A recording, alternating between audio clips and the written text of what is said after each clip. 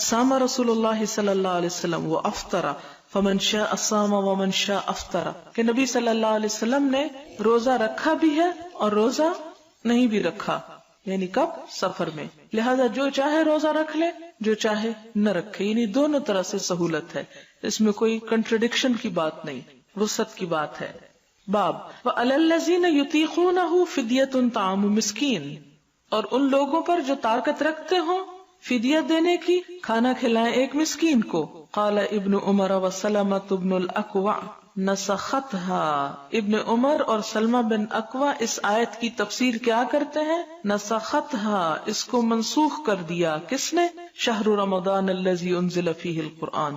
وہ اگلی آیت جس میں آتا ہے کہ رمضان کا مہینہ وہ ہے جس میں قرآن نازل کیا گیا، الی قولہ، اس بات تک، الا ما ہداکم ولعلکم تشکرون، یعنی پوری آیت اینڈ تک، اور اس میں آتا نا فمن شہد منکم الشہر فلیصمہ، یعنی پہلی آیت میں فدیے کا ذکر ہے لیکن دوسری میں کہ اب روزہ رکھے گا ہی،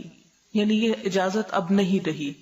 وقال ابن نمیر حدثنا الاعمش حدثنا عمرو بن مرۃ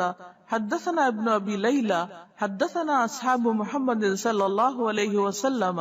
ابن ابی لیلہ کہتے ہیں کہ ہم سے نبی صلی اللہ علیہ وسلم کے بعض اصحاب نے کہا، نزل رمضان فشق علیہم، کہ جب رمضان میں روزہ رکھنے کا حکم اترا تو بعض لوگوں پر شاق گزرا، فکان من اطعم کل یوم مسکینا ترک الصوم ممن یطیقہ، تو کوئی ایسا تھا کہ جو مسکین کو کھانا کھلا دیتا اور روزہ چھوڑ دیتا تھا، ان میں سے تھا وہ شخص جو اس کی طاقت بھی رکھتا تھا۔ اور یہاں سے دین کی حکمت پتہ چلتی ہے کہ ابتدا میں جب روزے فرض کیے گئے تو پہلا حکم جو تھا وہ آسان تھا کہ ان کے لیے کرنا مشکل نہ ہو، اور بعد میں پھر جب لوگ عادی ہو گئے تو پھر پابندی کر دی گئی کہ نہیں، یعنی اب خواہ مال ہے اور طاقت بھی ہے تو اس صورت میں روزہ ہی رکھنا ہوگا، فدیے کی رخصت اب باقی نہیں رہی۔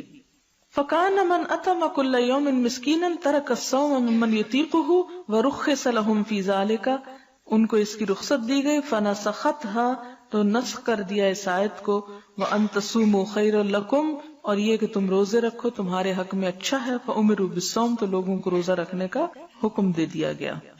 اور وہ آیت بھی کہ فَمَنْ شَهِدَ مِنْكُمُ الشَّهْرَ فَلْيَصُمْهُ، اس سے روزہ واجب ہو گیا۔